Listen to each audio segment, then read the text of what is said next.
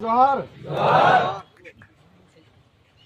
आप सबने social media के माध्यम से यहाँ प्रत्यक्ष रूप से सब कुछ देखा है और उसके बाद में उदयपुर के अलग अलग कोनों से, कोलंबर के अलग अलग कोनों से, प्रतापगढ़ के अलग अलग कोनों से और डूंगरपुर के अलग अलग क्षेत्र से तमाम जो साथी आज समर्थन करने आए हैं उनका मैं हृदय की गहराई से बहुत बहुत धन्यवाद करता हूँ।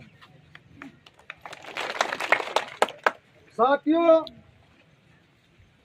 आज एक आदिवासी विधेयक इस सरकार में सुरक्षित नहीं है, तब हम ये कह सकते हैं कि यहाँ की जनता, यहाँ का आदिवासी कैसे सुरक्षित महसूस कर पाएगा।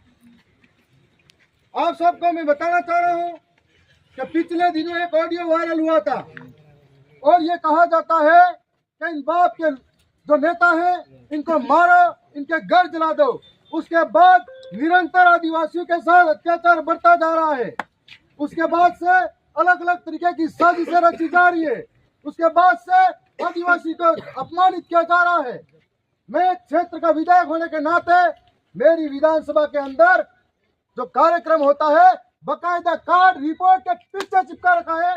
यह प्रशासन को बता रखा है, यह अंधी गूंगी बहरी सरकार को बता रखा है। उसके बाद कहते हैं कि बिन बुलाए आए हो, इतना फिर से अपमान करते हैं। उसके बाद में उस कार्यक्रम में जाने के बाद में 2 दिन पहले पुलिस प्रशासन को प्रोटेक्शन मांगने के लिए कहता हो कि मेरे साथ गलत हो सकता है। यहाँ के लोगों द्वारा पूर्व में भी, वहाँ के भाजपा के गुंडों द्वारा पूर्व में भी 9 अगस्त के कार्यक्रम में हमारे ऊपर लाठियां बरसाई थी, पत्थर मारे थे, तब भी हमने चेतावनी दी थी। उसके बाद में हम चुनाव के प्रचार में गए थे, तब भी इन लोगों ने हमारे साथ में हाथापाई की थी। हमको अंदेशा था, इसलिए प्रशासन से अवगत कराया था, लेकिन मेरी आंखों के सामने मैं चिल्लाता रहा, ये मेरे जिलाध्यक्ष है, मैं चिल्लाता रहा, ये मेरे कार्यकर्ता है, इनको मार रहे हैं, आप उनको बचा लीजिए, लेकिन कोई बचाने नहीं आता है। उनकी आंखों के सामने दौड़ दौड़ के गाली गलौज की जा रही है, वो वीडियो में भी दिख रहा है। प्रत्यक्ष यहाँ का डीवाईएसपी गवाह है, फिर कह रहे सबूत चाहिए। कौन सा सबूत चाहिए इनको? और तो सामने देख रहे हैं, उसके बाद सबूत मांग रहे हैं। और उसके बाद में प्रशासन कहता है कि आपको यहाँ से जाना पड़ेगा और यहाँ पे कोई कार्यक्रम नहीं होता है। मेरी पीठ पीछे कार्यक्रम धोखे से करते हैं। इसका मतलब यह सब उस सरकार के इशारों पे काम करने वाले लोग हैं। इसका मतलब सबके सब गुनहगार हैं। मैं इस मांग के साथ में 2 दिन धरने पर बैठा हूँ और 2 दिन धरने पर बैठने के बाद में यह कलेक्टर इसलिए आया हो कि जब तक मांगे पूरी नहीं होती है इसी सड़क पे 5 साल हो जाए तो भी सोऊंगा। और 3 दिन हो गए, आपने देखा होगा लसाड़िया के अंदर इनको तब कोई जांच की जरूरत नहीं पड़ी थी। कोई प्रतिमा के माला डालने पर 1 घंटे में आदेश लेके आ जाते हैं इनको निलंबित करने का। कभी कोई छोटी मोटी बात करता है अहमदाबाद में जाके उठा के ले आते, तब कहते हैं कानून के हाथ लंबे हैं, इनकी नजरें लंबी है। आज कहाँ गई इनकी नजरें, इनके हाथ लंबे कहाँ गए? ये बात हम पूछना चाहते हैं कि झूठे और भ्रम फैलाने वाली बातें हमारे सामने नहीं होनी चाहिए। मैं आज सीधे तरीके से हम लोग ज्ञापन देने जा रहे थे, हमको रोका, कौन सा आदेश के तहत रोका गया, यह हम आपसे पूछना चाहते हैं। आज ज्ञापन देने के लिए आए हैं, मैं नहीं जाऊंगा यहाँ से आगे, लेकिन हमको रोका तो किस आदेश के तहत रोका? हमारे लोगों के साथ में बीच में आकर जिन्होंने गुंडागर्दी की है, जो भर्ती के बेस में गुंडे छिपे हुए हैं, वो सामने आए, बताए कि क्यों मुक्केबाजी की हमारे लोगों के साथ में।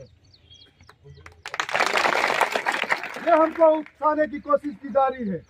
आज सरकार के सामने हम लड़ रहे हैं, हमारे लोगों के सामने सरकार को सोचना चाहिए कि इस तरीके से हमारे क्षेत्र के अंदर शिक्षा की व्यवस्था चरमराई हुई है। सोचना चाहिए कि किस व्यवस्था के अंदर हमारे चिकित्सा की व्यवस्था कैसी चरमरा रही है। जब प्रतापगढ़ के वीडियो देखते हो आप लोग, बांसवाड़ा के वीडियो देखते हो आप लोग, यहाँ पर आदिवासियों के साथ में क्या दयनीय स्थिति है, तो अपनी पेट की भूख मिटाने के लिए अपनी औलाद को बेच देते हैं। ये सरकार को सोचना चाहिए, यहाँ की स्थिति ऐसी बनी हुई है।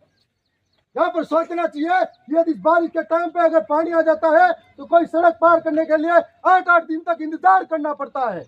तब सरकार को सोचना चाहिए, लेकिन आदिवासियों को सदन में बैठकर गाली देते, इनकी मानसिकता दर्शाती है कि आदिवासी से नफरत करने वाले लोग हैं। और आज इनको हजम नहीं हो रहा है कि एक आदिवासी विधायक जीत कर जाता है, जब संविधान की बात करता है, हक अधिकार की बात करता है, 5वीं अनुसूची की बात करता है, शिक्षा की बात करता है, तब उनको हजम नहीं होती है। और ये बात आज इनको इसलिए भी हजम नहीं हो रही है कि यहाँ का एक एक नौजवान जागरूक हो गया है। यहाँ का एक एक नौजवान एक एक वोट की कीमत पूछता है। यहाँ का एक एक नौजवान सरकार से हिसाब मांगता है। यहाँ का एक एक नौजवान सरकार से लड़ने के लिए तैयार बैठा है। तब इनको हजम नहीं हो रहा है, तब रोज षड्यंत्र हो रहे हैं और रोज इस तरह से अपमानित करने वाले काम हो रहे हैं। पिछले दिनों मेरे साथी के साथ में बांसवाड़ा बागीदोरा के अंदर भी पत्थरों से हमला हुआ था। मैं यह पूछना चाहता हूँ कि अगर मेरे विधानसभा में मैं सुरक्षित नहीं हो तो इन गुंडों से मेरी जनता कैसे सुरक्षित हो सकती है। आज मैं यही मांग कर रहा हूँ कि आपने झूठा दिखावा कर लिया कि 2 जनों को पकड़ के लाए, उनके मेहमान ही जैसे खाना बाहर से ला के दे रहे हो, उनके मेहमान बना के लाए हो, जैसे थाने के अंदर मोबाइल चलवा रहे हो, तो कौन सी सजा दे रहे हो? हमको बेवकूफ बनाते हो। मेरा अपमान नहीं किया है, दरियावत की 2.5 लाख जनता का अपमान किया है और ये बदला लेने के लिए हम बैठे हैं। जितने भी लोग इसमें शामिल हैं वो सस्पेंड नहीं होते हैं।